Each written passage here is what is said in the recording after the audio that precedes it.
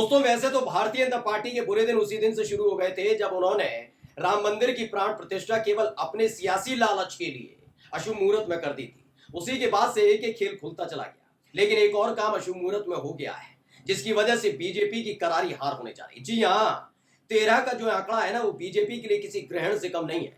जो सियासत की थोड़ी बहुत नॉलेज रखते हैं वो जानते होंगे अटल बिहारी वाजपेयी के लिए 13 का आंकड़ा बड़ा घातक रहा है। 13 दिन की सरकार, 13 महीने, ये तमाम चीजें उनके साथ जुड़ी रही। और अब जो 13 तारीख को और 13 सीटों पर उपचुनाव हुआ, उसने घिग्गी बना दी है भारतीय जनता पार्टी की, क्योंकि इसके बाद कई और राज्यों में उपचुनाव होने वाले हैं। लेकिन उससे पहले 13 सीटों पर जो उपचुनाव के ओपिनियन पोल आए हैं, उन्होंने रातों की नींद उड़ा दी। आज एक एक सीट का विश्लेषण दिखाऊंगा। पहले तो मैंने आपको बता दिया था 13 सीटों पर क्या होने जा रहा है। 13 में से 3 सीटें बीजेपी के खाते में जाती हुई नजर आ रही थी और इंडिया गठबंधन के खाते में 10 सीटें। लेकिन अब यह आंकड़ा निकलकर बदल चुका है।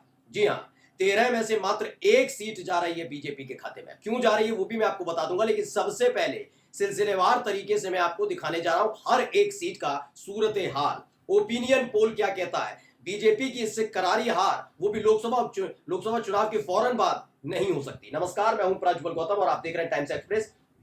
आपको मालूम ही है 7 राज्य, पंजाब है, हिमाचल प्रदेश है, उत्तराखंड है, पश्चिम बंगाल है, ये तमिलनाडु है, ये वो राज्य हैं, और मध्य प्रदेश है।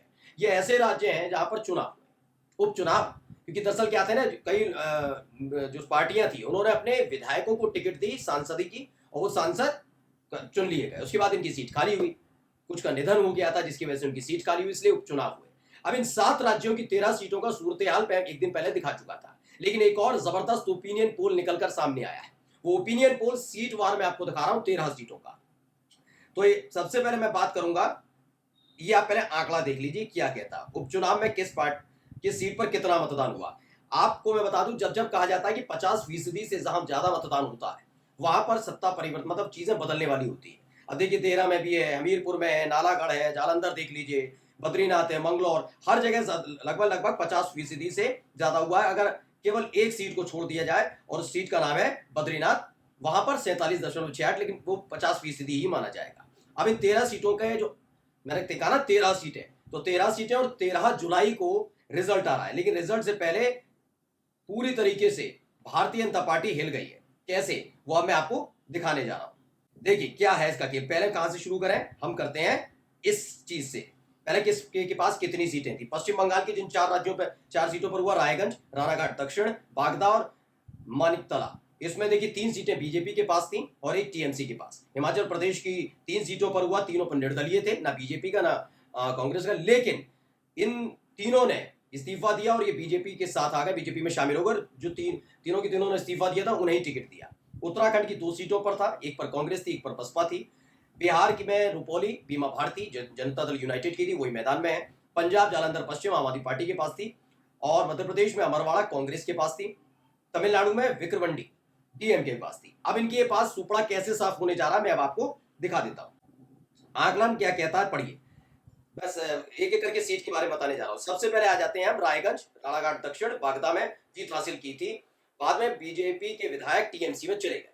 अब आप समझिए एक जबरदस्त झटका रहा था।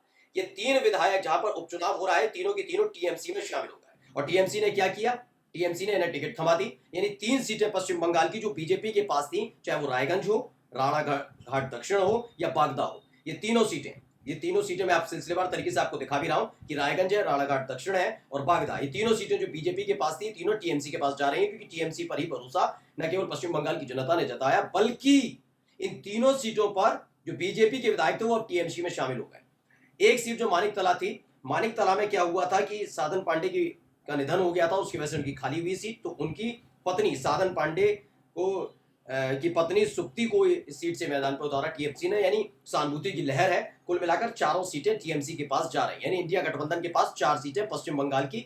ये सीटवार दिखा रहा हूं आपको, राज्यवार और सीटवार दोनों मिलाकर, कि 3 बीजेपी के पास, एक टीएमसी के पास, और तीनों सीटें बीजेपी से छीनकर टीएमसी अपने पास रखने जा रही है। ओपिनियन पोल कहता है।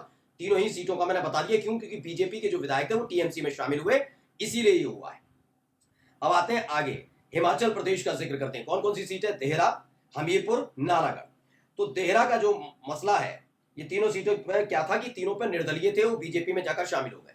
अब हुआ क्या कि हिमाचल प्रदेश की जनता पहले से इनसे नाराज चल रही है, क्योंकि 6 विधायकों को तोड़ने का काम और उसके बाद सुखविंदर सिंह सुक्खू की सरकार को गिराने की योजना थी राज्यसभा चुनाव के फौरन बाद। इसको लेकर बीजेपी को से नाराज है और यही एक वजह, ज्यादा दाव पेच चल नहीं पाए, मना कर दिया गया दिल्ली से कि महाराष्ट्र में पीड़ा कर हो रहा है, यहां मत करो ये सब, इसलिए शांत बैठ गए। लेकिन निर्दलीयों ने इस्तीफा दिया तो दोबारा चुनाव हुआ, वो बीजेपी में शामिल हुए, बीजेपी की टिकट पर अब चुनाव लड़ रहे हैं।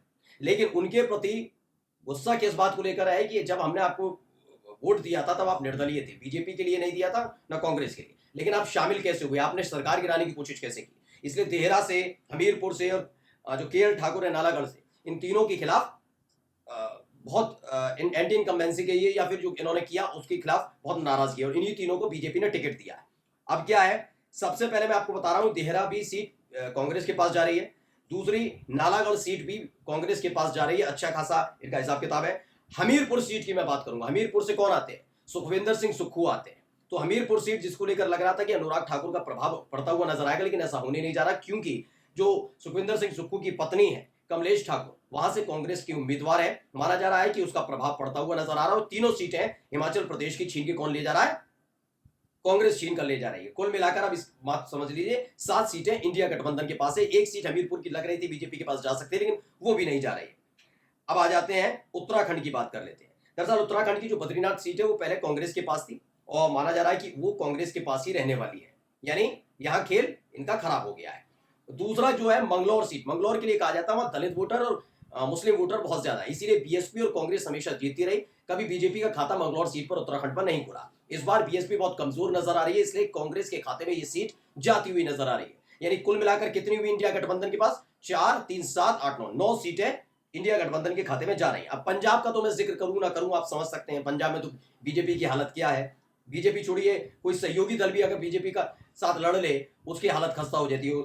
लोकसभा चुनाव में मैंने आपको दिखाई दिया था। तो यहाँ पर जालंधर सीट पर हो रहा है, जालंधर पश्चिम पर माना जा रहा है आम आदमी पार्टी की यहाँ स्थिति मजबूत नजर आ रही है, लेकिन कांग्रेस उसे सीधी टक्कर दे रही है, फाइट दे रही है। माना जा रहा है ओपिनियन पोल में ये निकल कर आया है कि आप या कांग्रेस में कोई एक जीत सकता है, बीजेपी का यहाँ पर खाता नहीं खुलेगा, फिर भी इंडिया गठबंधन के खाते में कुल मिलाकर 10 सीटें जा रही हैं। अब बिहार की सीट का मैं जिक्र जरूर करूंगा, वो है रुपौली सीट। दरअसल आपको मालूम होगा जब जनवरी में सत्ता परिवर्तन किया, मतलब नेतृत्व परिवर्तन भी नहीं, सत्ता परिवर्तन हुआ, तेजस्वी यादव को आउट किया गया, बीजेपी ने तिकड़म लगाकर सरकार बनाई, तो वो पहली विधायक थी जनता दल यूनाइटेड की जिन्होंने मोर्चा खोला था और वो फ्लू टेस्ट में नहीं पहुंची थी। इनके खिलाफ कार्रवाई हुई, सीट खाली हुई, बीमा भारती को लोकसभा की टिकट थी लेकिन हार गई। लेकिन इनके साथ एक मजबूत चीज क्या है रुपौली सीट पर, रुपौली सीट पहले से सिटिंग विधायक रही है। दूसरा, नाराजगी बिहार की जनता में ये भी है कि किस तरीके तेजस्वी यादव की सरकार को गिराया। तीसरा, पप्पू यादव वहां का सबसे बड़ा फैक्टर है जो इस समय बीमा भारती के साथ खड़े हैं, बीमा भारती के साथ खड़े हैं, इसीलिए लग रहा है रुपौली सीट जनता दल यूनाइटेड यानी बीमा भारती विधायक बनने जा रही है फिर से। अब आइए मध्य प्रदेश की बात कर लेते हैं। ये एक इकलौती सीट है जिसको लेकर बड़ा हिसाब किताब थोड़ा ऊपर नीचे है। मैं पूरे साफ गोई से कहूंगा अमरवाड़ा सीट है मध्य प्रदेश की। यहां यह हालत है कि कांग्रेस ने अमरवाड़ा सीट जीती थी, लेकिन माना जा रहा है इस बार थोड़े हालात बदल सकते हैं, क्योंकि 29 की 29 सीटें इस बार मध्य प्रदेश की बीजेपी ने जीती हैं। वो जो आकलन बता रहा है वो बता रहा है कि अमरवाड़ा सीट बीजेपी छीन सकती है कांग्रेस, यानी मात्र 13 में से एक सीट है जिस पर बीजेपी जीत की उम्मीद उसकी लग रही है, लेकिन बाकी की जितनी सीटें हैं, जितना मैंने देखा है 12 सीटों पर बीजेपी का सुपड़ा साफ होने जा रहा है। नमस्कार।